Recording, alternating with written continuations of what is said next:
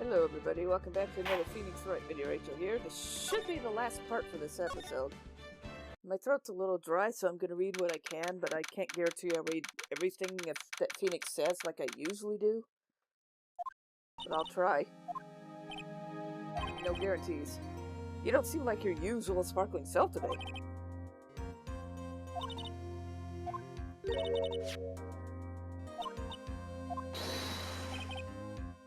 I'm gonna speed it up a little slightly too by doing this. Mo said that?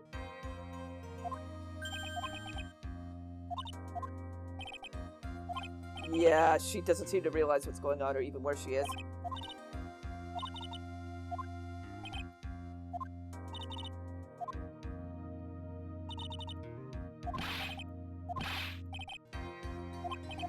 Mo?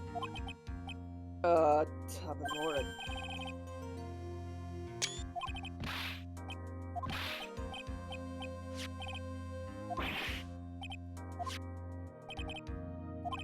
Well, I've got the feeling that today I'm gonna face off against the real culprit.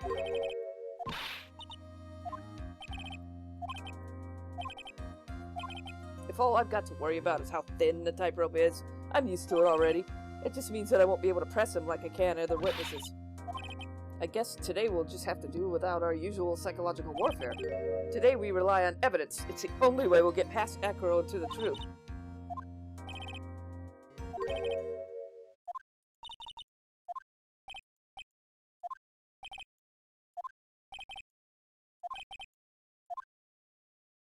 Well, as bad as it sounds, he's not wrong.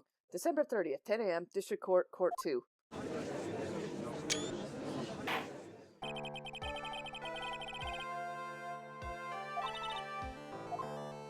Defense is ready, Your Honor.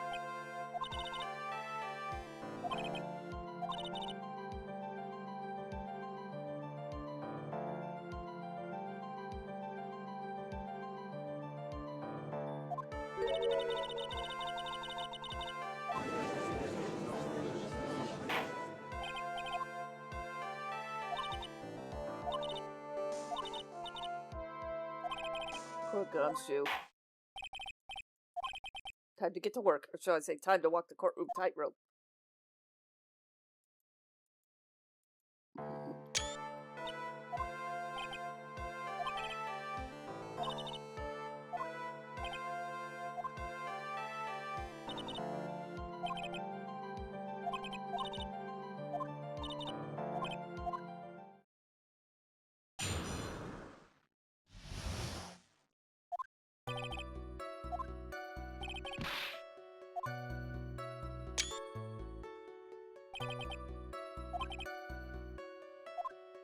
Only saw him from behind, huh?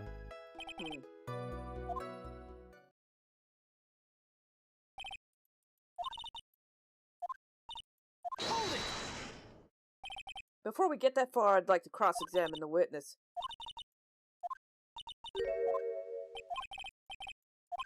In the words of Miss Von Karma, may I quote yesterday's proceedings?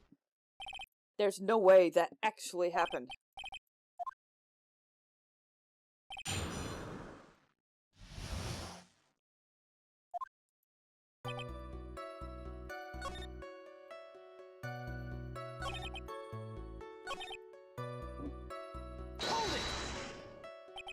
The light on your room was turned off then, right?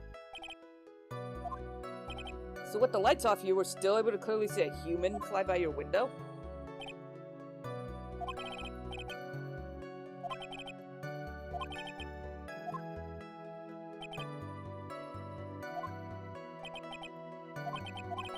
The more I press him, the less results I seem to get. But maybe there was something fishy with this latest bit of testimony. There is a huge contradiction with the testimony he was just given. Objection!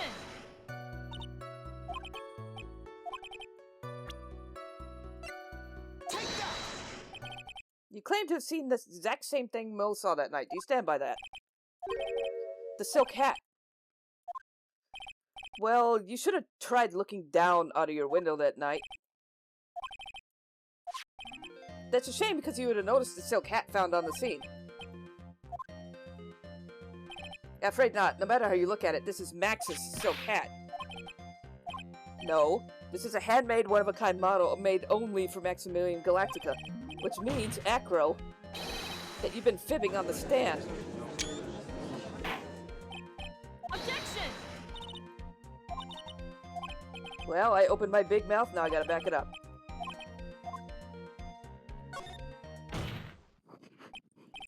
Your Honor, on this occasion the defense accuses Acro himself. Obviously, we accuse him of the murder of Mr. Russell Berry. Dead serious, Your Honor.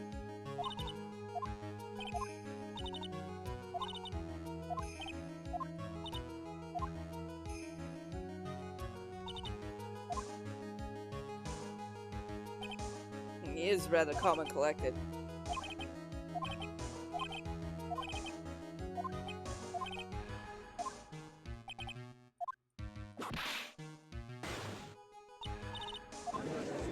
Now, give me a break.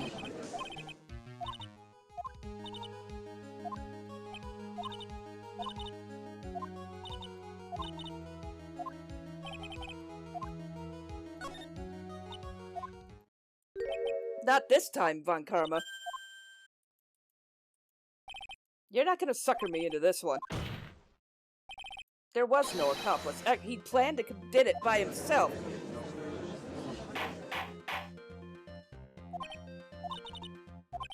Now I'm gonna have to prove how it all fits together.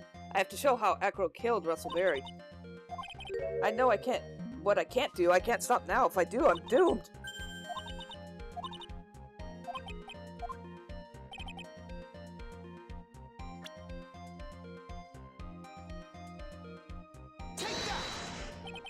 He was obviously here the entire time. Pretty simple, huh? Acro wasn't able to leave the lodging house by himself. In that case, there's only one correct answer. Acro didn't leave his room to kill the ringmaster.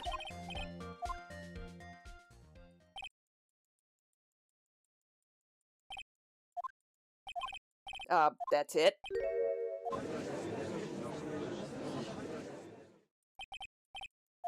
Yes, Your Honor. You've got a point.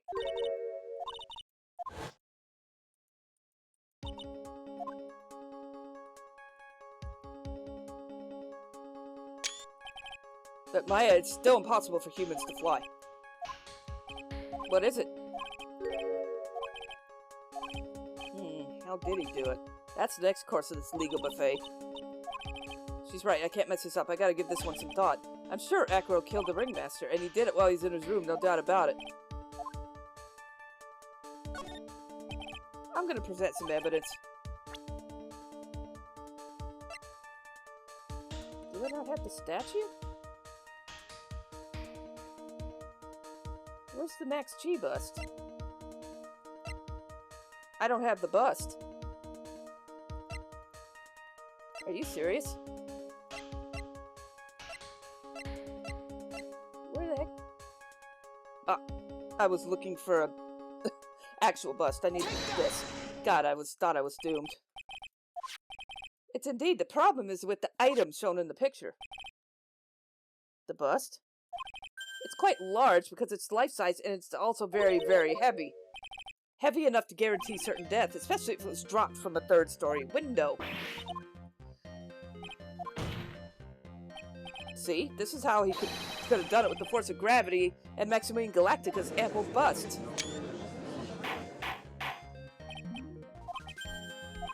Or rather simple. Even if you're stuck in a wheelchair, it'd be incredibly easy. Objection! Well, Acro's an acrobat. He could have more than enough upper body strength to do it. He should be. He knows I'm getting close. Well, Acro, you can't run away. Ow! What? Come on, Karma. You're just using this as a route to stall for time. There is absolutely no need for it. Why can't he see things from my way once in a while?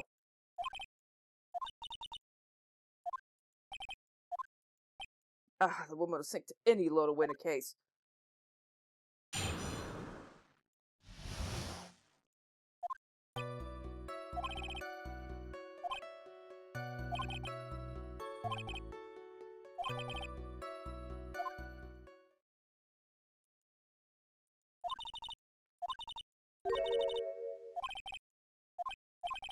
I'd still like to proceed with cross-examination. I can't let her get to me. I gotta focus.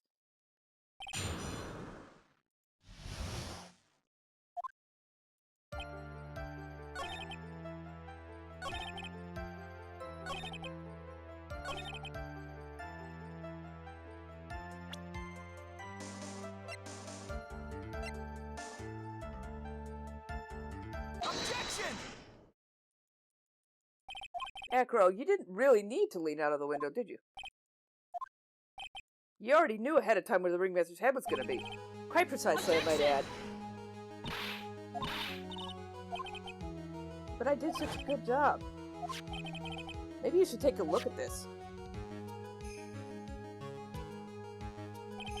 The key point here is the wooden box. The same. The question is, who placed the wooden box here? When Ben and company saw the ringmaster, they didn't see him holding the box, which means that this wooden box was already placed at the scene of the crime. The moment that the bus came falling down was exactly the same moment that the ringmaster lifted up the wooden box, which means the answers to all the questions is crystal clear. There would be no way that it could miss the victim's head.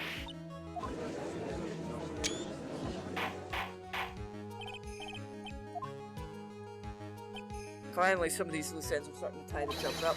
Now I just gotta keep going, and there's only one way to go, forward. Mr. Zingling, of course, connected it to a rope. All he had to do was lower it. Ow! Ow! Ow! Ow! That's why the box was so specially made. Indeed, it had the most peculiar feature. The box has a remarkable weight. Just to lift up this wooden box would require... That's exactly what I was trying to point out. The box is also very large. That's correct. To lift up the box, you'd have to squat down. Which means that no matter who you are, your head would be in approximately the same place.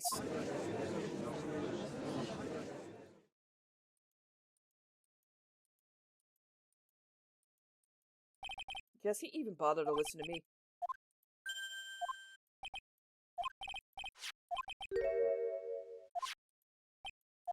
What? Of course I remember. It was on top of the table in the cafeteria.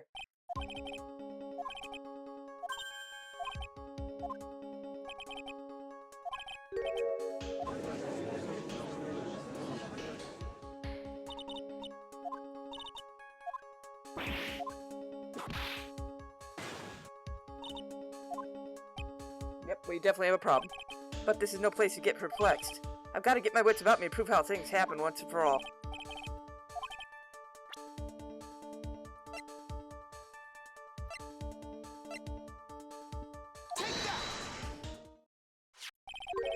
Everyone knows Money. He loves shiny objects of any size. Of course he didn't order the monkey to steal it. The monkey did it on his own and then brought it back home. Money lives in Acro's room. Objection! Objection! Maybe you should put the whip down sometimes and read the court record.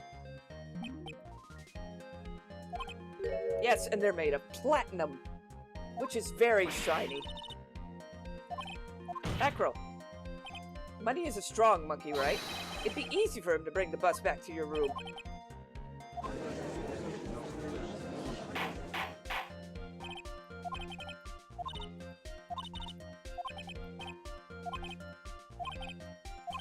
Well, in that event, something else would have been used as the murder weapon. It's possible. Maybe Acro saw Money's mountain of stolen goods and thought to use one of them. Anyways, I think we've more than proven one critical fact. Namely, that it was entirely possible that Acro was the murderer. Calling me a moron, probably because I'm getting there.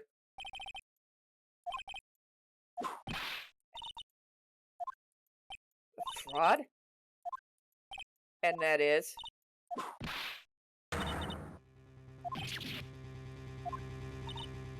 Yeah, wait and hold that thought.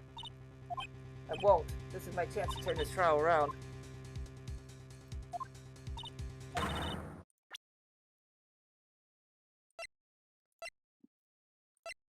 Take that! He saw Max's Ow! Objection! Objection! Au contraire, mon frere. It does indeed have something to do with the question. Mo said he saw Max's silhouette. But he didn't actually see the man himself. It wasn't a human being he saw. It's simple, really. What Mo actually saw that night was Max's bust. Objection! There's no reason why you couldn't attach a cloak to the bust. It would be easy to hang one off the cards in the bust's hands. It doesn't matter who put it on the bust. Ah, he got me.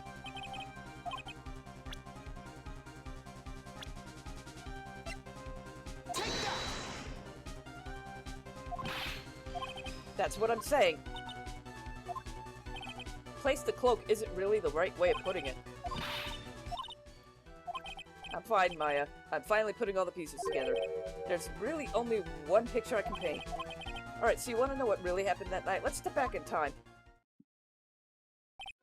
Acro used a rope to lower the wooden box onto the scene. Then he attached the rope to the bust and dangled the bust out of his bedroom window directly above the wooden box. At the same time, the ringmaster told Max to wait in his room and went to the scene. Of course, at the time, the ringmaster was wearing Max's costume. Perhaps he didn't want anyone to recognize him that night.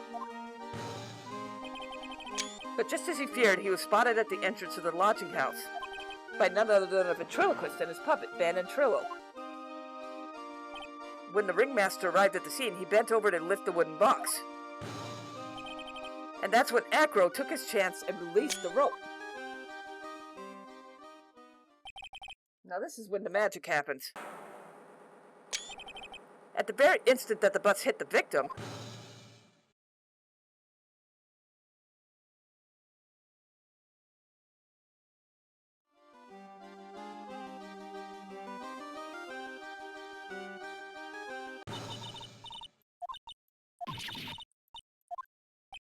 it's still a little early to be getting so upset, Visvan Karma. This circus isn't over yet.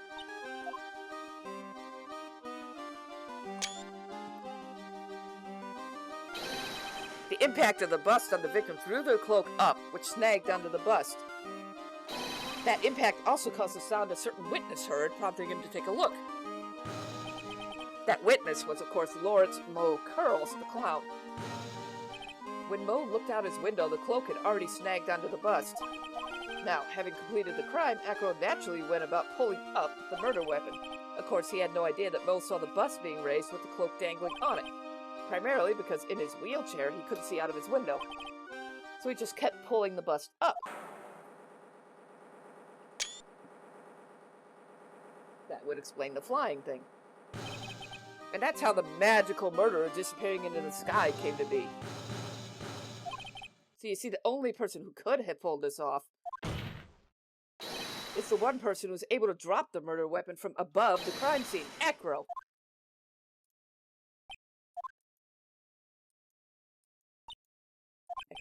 He sure has, but he's come to the end of his rope now. What now?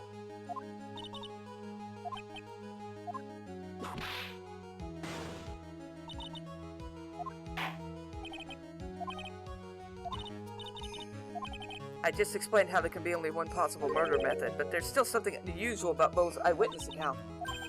A contradiction, actually.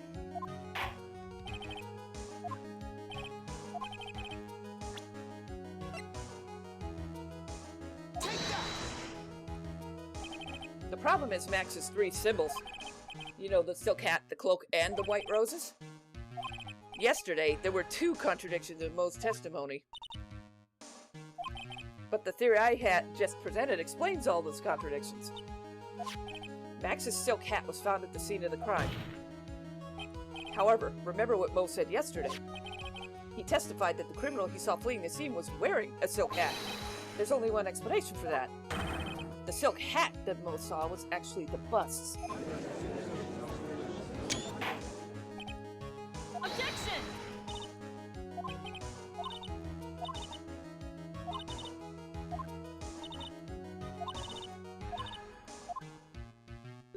Of course! I can explain all of it.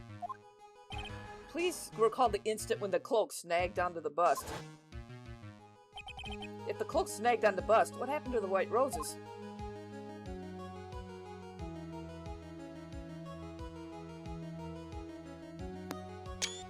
Maybe hidden from view. Do you get it yet? If the cloak got snagged onto the front of the bust, it means that the white roses would end up on the back of the bust. Which explains why Mo didn't see them. The white roses weren't visible because they were on the back side of the bust.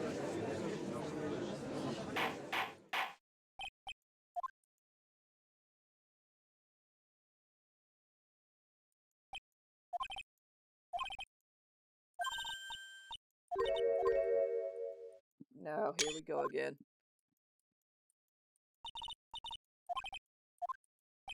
What is it? Well, yes, I did. Is there something making you think I didn't? Why is that?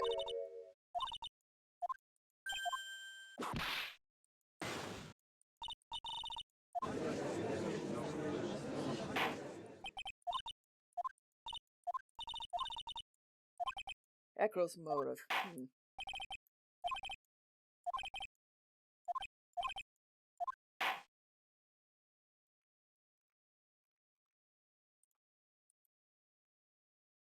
It's almost over. I'm pretty sure of it. If I'm wrong, well then I'm wrong.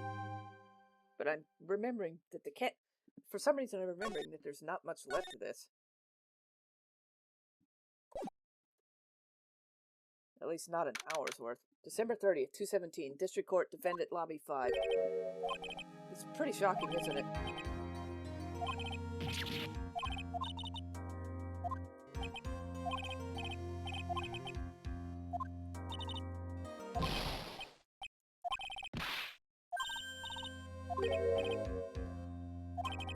Not enough, Detective, relax. We've got...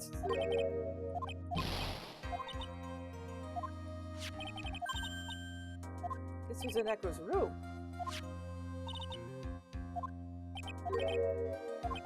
Huh?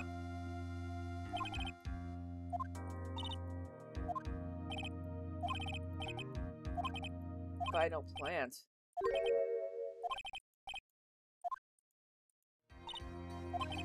I'm not sure. It's all pretty cryptic to me. Ha! Don't do that. For me?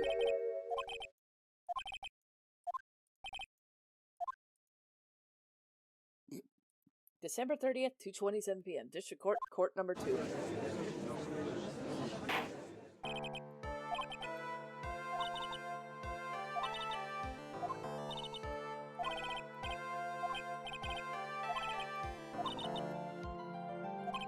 Just do me a favor, don't ask questions you don't want the answer to.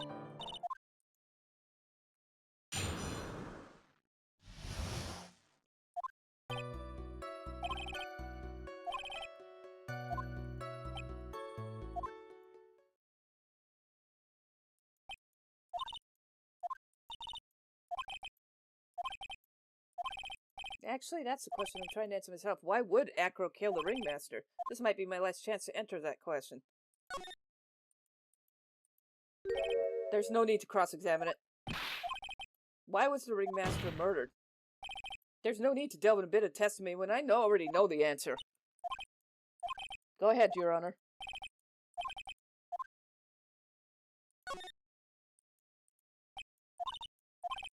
Yeah, I didn't think about it.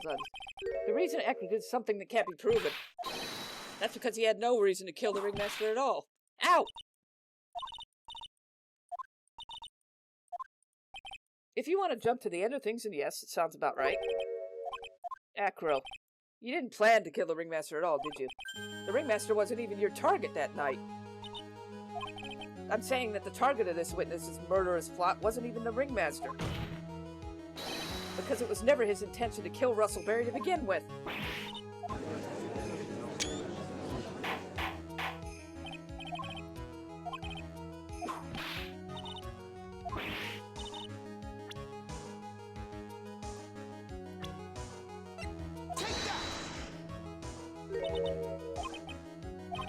Acro, you were really aiming for her that night, weren't you?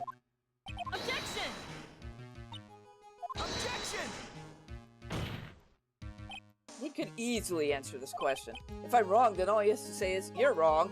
That's it.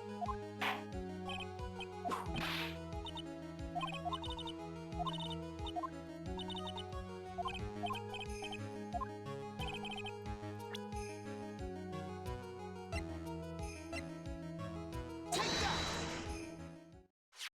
Acro, you remember this, don't you? It was a piece of paper we found inside the ringmaster's tailcoat. Okay, Acro wrote this note. It's ironically entitled, "To the Murderer." Its purpose was to call someone to the plaza at 10 p.m.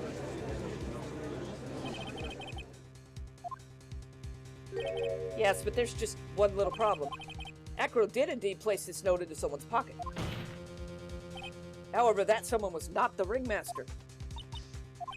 That's exactly what I mean. The person the note was intended for was none other than Regina Berry.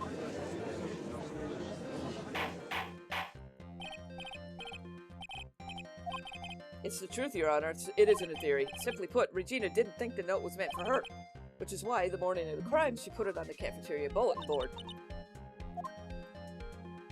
That's correct. The ringmaster ended up in the plaza instead of Regina. He was killed because of that mistake, instead of Regina. Remember the testimony Acro gave us earlier.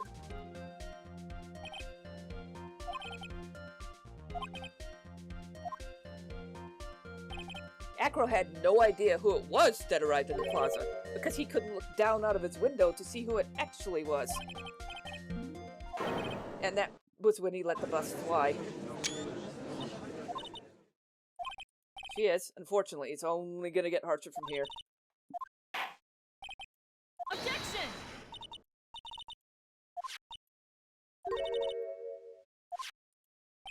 Yes, what about it? You just don't get it, do you? The ringmaster knew what the note meant, which is why he went to the plaza in place of his daughter.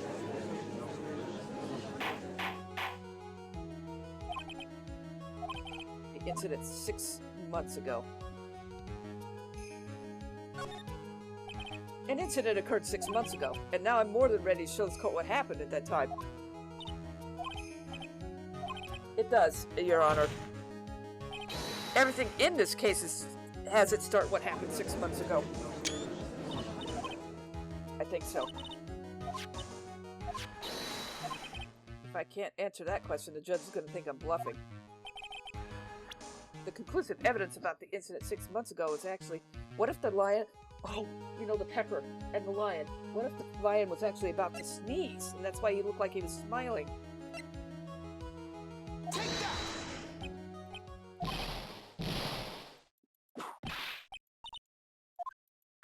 It isn't a joke at all. It's the decisive evidence you asked for. Recall that the victim was trying to take the wooden box away with him.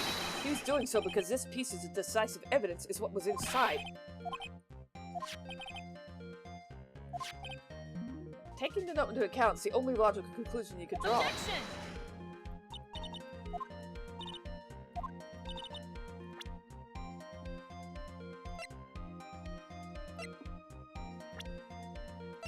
Take that!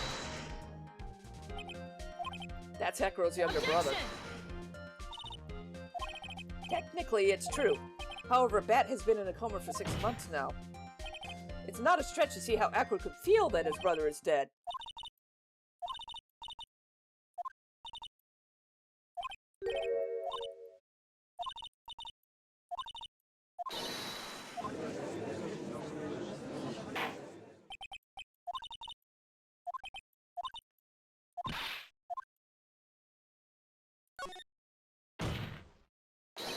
The lion biting Bat was no accident at all. She may not have incited the lion to attack another human being, or may not have, but Regina is responsible for making the lion bite Acro's brother Bat. Take that! Acro, this scarf is something Bat used to wear, correct? And who is the one that gave the scarf to Bat? There's something more than just blood on the scarf, Your Honor. Pepper. Pepper. Regina gave the scarf to Bat right before the accident, and she covered it with as much pepper as she could. What's with the silent treatment?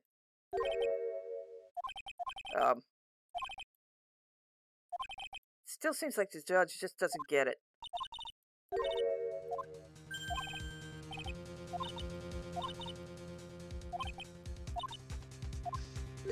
Lion sneeze.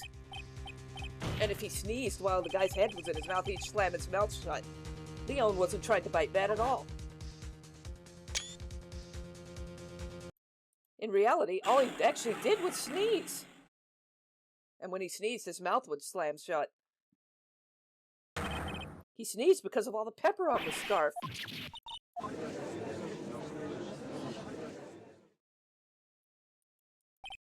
Objection!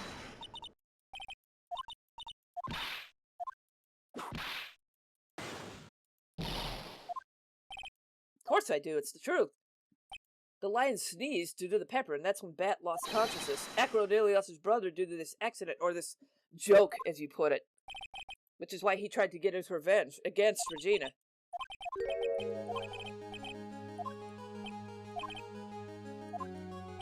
Are you telling me that what I said was true?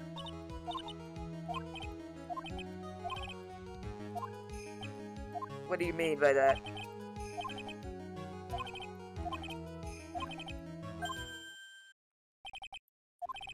Ugh.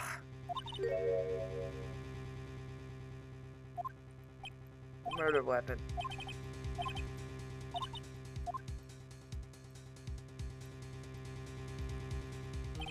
The bust. This is the last step. If I get this one right, the case is won. It might be worthwhile to search Echo's room, but I guess. I figured out with you that's the least I should expect. You'd leave no stone unturned.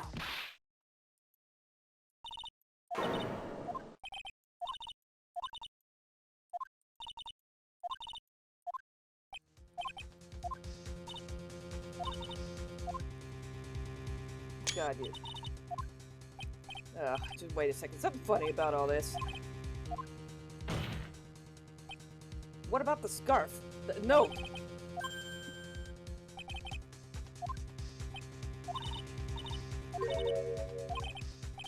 Where's the bus right now? There's not even a single clue. I'm not supposed to know where the bus is.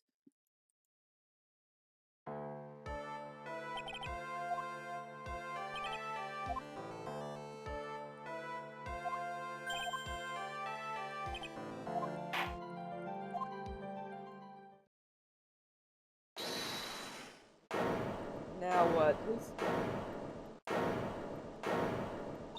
Maya, where is Max's book? We need time to do what? Ow! What, you're asking me? Hey, wait, you can't be serious.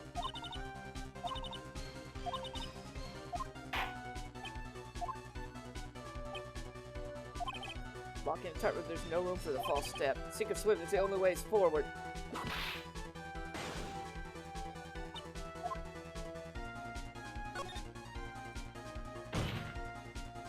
It's obvious, the bust is inside this courtroom. Allow me to pinpoint the location of the bust once and for all. Acro, I'm sorry to ask this, but do you mind if I take the blanket off your wheelchair?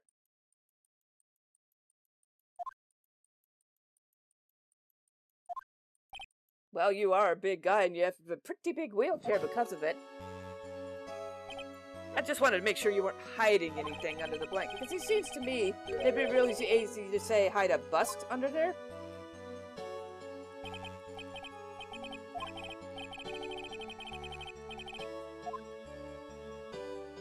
I think it's pretty amazing that you can laugh in your position. However, your lightheartedness doesn't change the fact the bust is under there. We all know you can't leave the lodging house by yourself in your condition. That proved inconvenient when Miss Von Karma happened to search your room yesterday. If she had found the murder weapon in your room, it would have been all over. Which is why you had to hide it in the only place you could hide it. Under your wheelchair. Which is why, Akra, I have to ask you again. Would you please remove the blanket from your lap?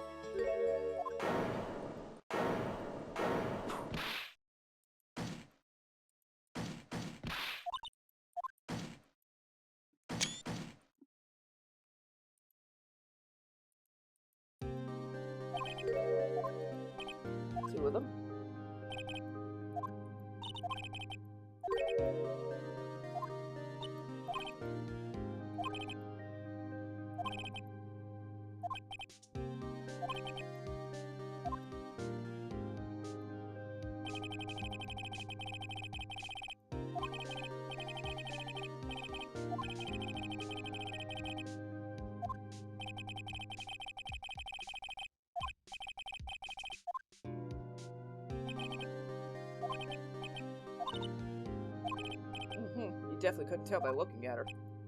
I know I sure couldn't.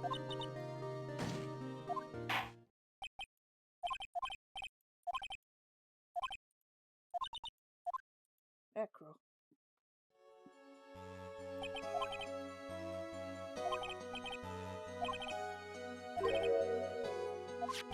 And that's why she covered the scarf with pepper.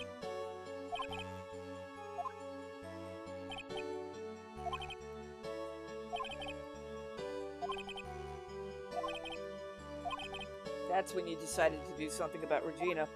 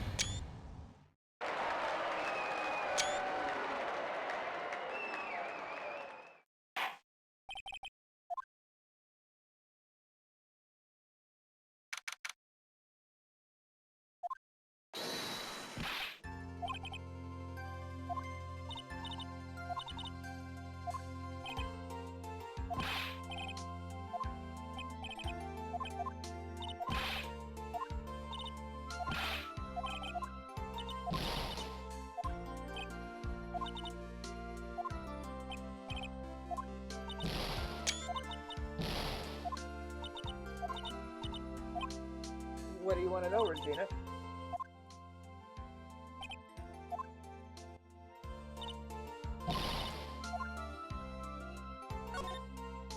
He's not going to do that to you, Regina.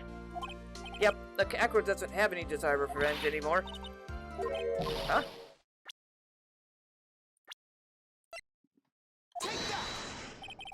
Acro didn't want to get caught for a reason.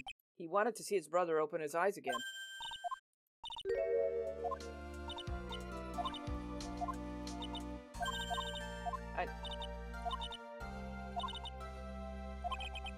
That's sweet of you, Regina.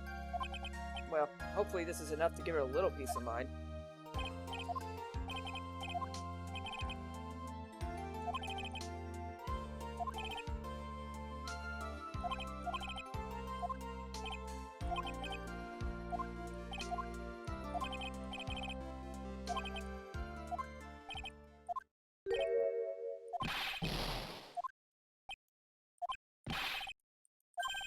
That's quite the goal.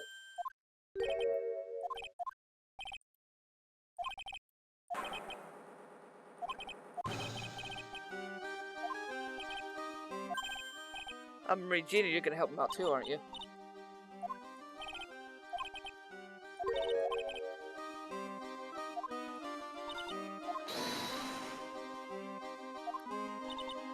Man, seems like everything's gonna turn out all right here.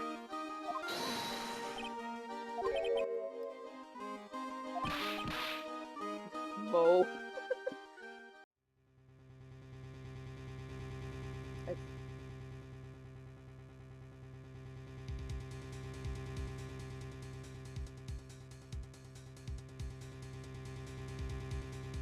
Excuse me?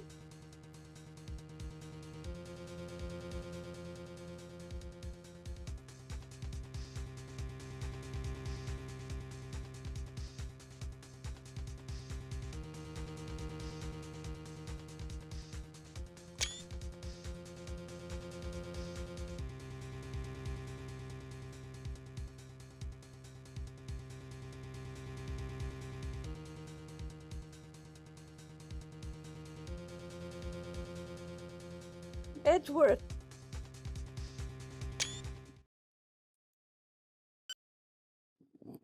Well, what do you know? Hey, Edgeworth. And like I said, that's the end. Cool. I kind of figured. And